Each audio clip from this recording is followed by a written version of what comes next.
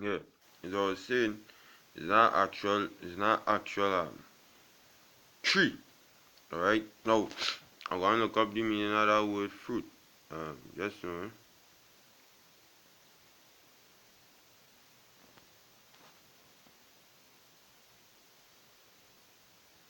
Yeah, I'm gonna look up the meaning of the word fruit.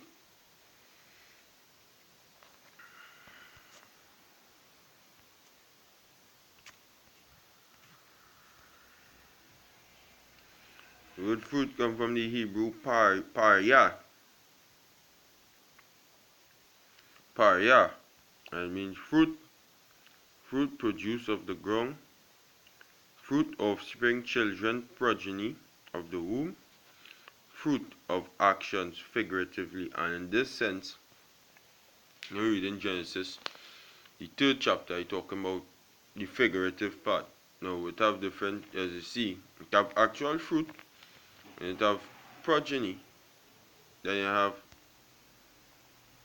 the fruit of the, the, the actions. All right, you have all of that. All right. So that in this sense was talking about. Let me get Hosea chapter 10, verse 12, right? It says, sow to yourselves.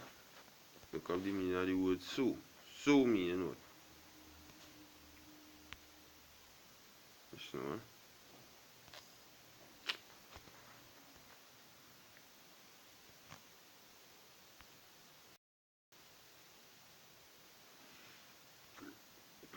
mm,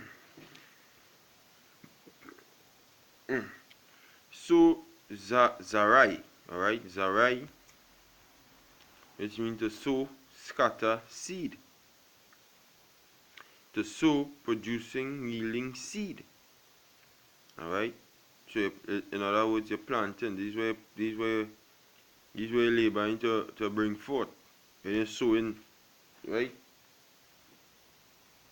So it says what? Sow to yourselves in righteousness, meaning plant righteousness. This is your actions. Let your actions sow.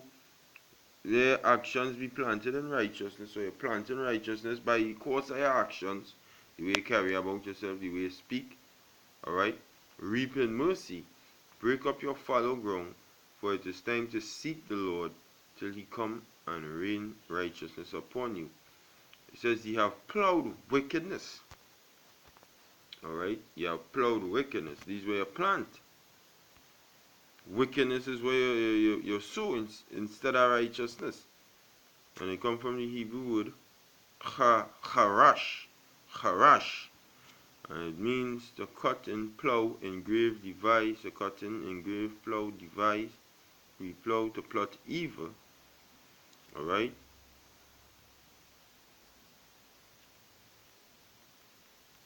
Alright? Engrave. You're engraving that. That's where actions was bringing forth. That's where actions was planted in. Wickedness. Ye have reaped iniquity. So the fruit that going to come out from wickedness is iniquity. Alright? You have eaten the fruit of lies. Alright? Because why? Your actions, you started off by plowing wickedness. But if you start off by plowing righteousness, you will reap mercy. But then if you start off plowing wickedness, you will reap iniquity. You will eat the fruit of lies. Alright? Which is what the serpent brought to Eve. Alright? And that next thing, you go read about trees. You go read about um it have literal trees in the garden. It had literal trees there, but it had other nations. Other nations of people around Adam and Eve. And I'll get that scripture just now.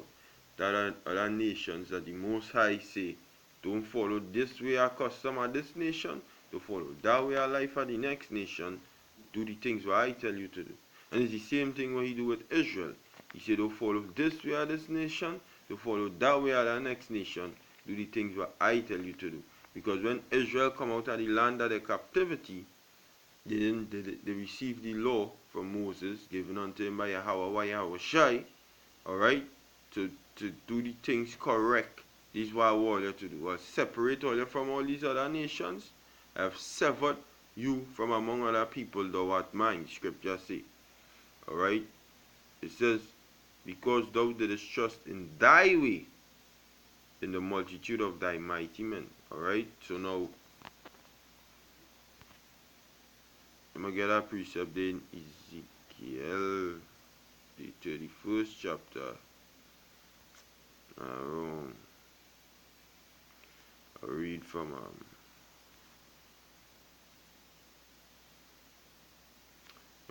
the 4th verse. It says, the waters made him great and deep. The deep set him up on high, with her rivers running round about his plants, and set her 4 little rivers, and set out her little rivers unto all trees of the trees of the field. Therefore his height was exalted above all the trees of the field, and his boughs were multiplied. Who his boughs among all the trees of the field? That a man taller than the trees of the field? These trees representing other nations. Alright? His boughs were multiplied, and his branches became long because of the multitude of waters when he shot forth. All the fowls of heaven made their nests in his boughs, and under his branches did all the beasts of the field bring forth their young, and under his shadow dwelt all great nations. Thus was he feared in his greatness. Who? Going back to Genesis. Alright? In the length of his branches for his root was by great waters. Alright? The cedars in the garden could not hide him. The fir trees were not like his boughs, and the chestnut trees were not like his branches, nor any tree in the garden of God. Your garden, going back to Genesis, going back to Adam, alright, was like unto him in his beauty. I have made him fair, alright, by the multitude of his branches, so that all the trees of Eden that were in the garden of God envied him. And them trees dealing with different other nations or people like had back then. Alright? They didn't dealing with literal trees. A tree can envy an next tree. Alright? That is different nations or people like had back then, that the Most High severed Adam out of and taught Adam his laws. Alright? Orally. Alright? And I gave Adam a wife of his own kindred, and they started what we know as the Adamites, or the descendants of the sons of God. It's just that simple. It didn't that hard. This Mark, the 8th chapter, the 24th verse. And he looked up and said, I see men as trees walking. Alright? Men as trees walking. So you only read in Genesis now, you might see that you're reading about, I think you're reading about a literal tree. Alright? But it wasn't a literal tree. It was these other nations who had a way, a lifestyle, alright, that the Most High didn't want them to get into. Didn't want Adam to get into. Don't eat of their fruit. Don't eat of what them bringing forth. Don't eat of the ways of their actions. In other words, don't follow their customs. And he told Israel the same thing when he gave us the laws. He said, don't follow their customs. All the gods of the nations are idols, but the Lord created the heavens. Don't go down that road and worship idols and whatnot and so forth and so on. But worship him. So that is what they knew. Now when Eve went and eat of that fruit, take on this man's actions, this man's ways, this man's philosophy, alright, it brought forth death. Alright? So I read and verse 6, and the woman saw that the tree was good for food. Alright? The way how it was desirable. You understand? Because why? She conformed to what? The flesh. Which is the natural thing of a woman. They conform to the flesh. Alright? and that it was pleasant to the eyes, alright, and a tree to be desired to make one wise, she took of the fruit thereof. She take it on. Alright? She start delving into this sorceress, this enchantment way, as the serpent brought forth, because that is what the word serpent mean. Alright? A divinator, enchanter. Alright? So she took on that way a custom. They're not supposed to know that. This Deuteronomy, the 18th chapter, going back to the law. Alright? Verse 10, right? It says, there shall not be found among you anyone that maketh his son or his daughter to pass through the fire, or that useth divination, alright, or an observer of times, or an enchanter, or a witch, or a charmer, or a consulter with familiar spirits, or a wizard, or a necromancer. For all that do these things are an abomination unto Yahweh. Because of these abominations, Yahweh thy power doth drive them out from before thee. Thou shalt be perfect with Yahweh thy power. Alright? Alright? For these nations which thou shalt possess hearken unto observers of times, and unto diviners, but as for thee, Yahweh thy power hath not suffered thee so to do. Alright? So that is Israel wasn't so from since back then, they weren't supposed to do these things. Alright? And that is where there is the fruit that Eve took on. Because that is what this word serpent mean. So that action that serpent brought forth unto Eve, she took up, she ate her part of it. And then she introduced it to her husband, Adam. And right after that, alright, it says she took of the fruit thereof and did eat, and gave also unto her husband with her, and he did eat. And that is where death come in. And the eyes, because the sin. The wages of sin is death. And the eyes of them both were opened, and they knew that they were naked, and they sewed fig leaves together and made themselves aprons, figuratively. Right?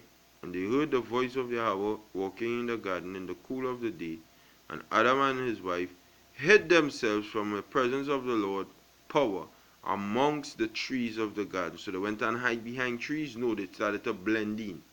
They say, right, they started to operate among these other nations, hiding from the Most High. Alright? Because they went off. Where they're supposed to be separate, they start to make themselves equal unto them. They're not supposed to do that. Leviticus 26.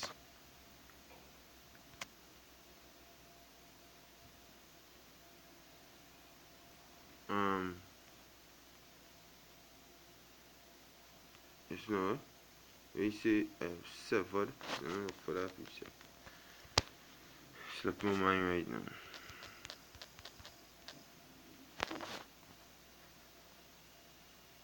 Right. Leviticus 20:26.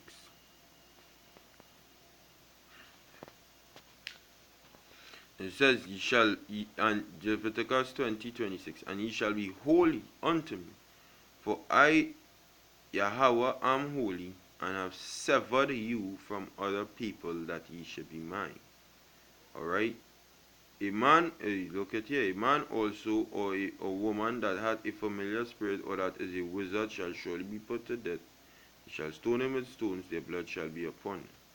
So the Most High says, severed Israel. Sever them, separate them. So what is the same thing he did, alright, to Adam. He severed him from these other nations and taught him his way. It comes from the Hebrew word badal, alright, badal, and it means to divide, to separate, to sever, to set apart, to make distinction, difference, to divide into parts. And the scripture says the Lord doth put a difference between the Egyptians and Israel. And he also put a difference between the Israelites and these other nations in its entirety, because the Israelites had the laws of the Most High. These other nations didn't have it. That is what separated us. Alright? And the spirit that he gave unto us from the foundation of the world, and they had the spirit of being heathens. We had the spirit of being the Israelites, had the spirit of being the sons of God. Alright? Israel was always here. There was in the time of Adam, and then when the flood came, we came back. Alright? Through Noah, through Abraham. Alright? That whole righteous line. You can read Luke, the 3rd chapter. Start from the 23rd verse. That whole righteous line coming from the sons of God. They were always here. But just in these days, we known as Israel, but the Most High always had his people on the earth. Always had a nation the Most High dealing with. And there was the Israelites who were being called back at the time in the Adamites, and then the sons of God. And then, because Adam was the son of God, and then you had the time, well now, when Israel come on the scene, which Israel means son of God. He, Prince God, Yasha Allah. A prince is a son, alright, son of a king, and the Most High is a king. Most High say, for I am a great king, and my name is dreadful among the heathen. So, the princes of that king is Israel. He is the son of God, he is the prince of God. So it's the same thing. They always were here. Alright? So, you have to understand the context where the word fruit coming from. You know, the word fruit. You see, whenever I see the word fruit, I have a little writing down, script here I write down.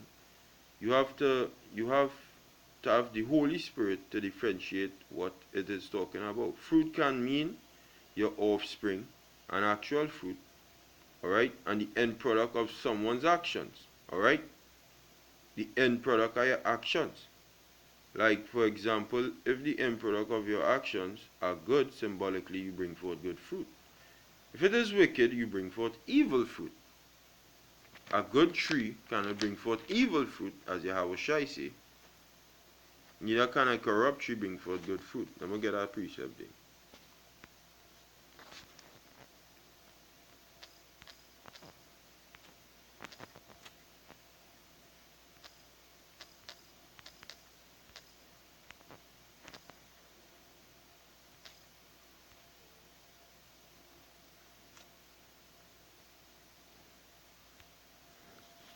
Matthew chapter 7:17, right? It says, so even so every good tree bringeth forth good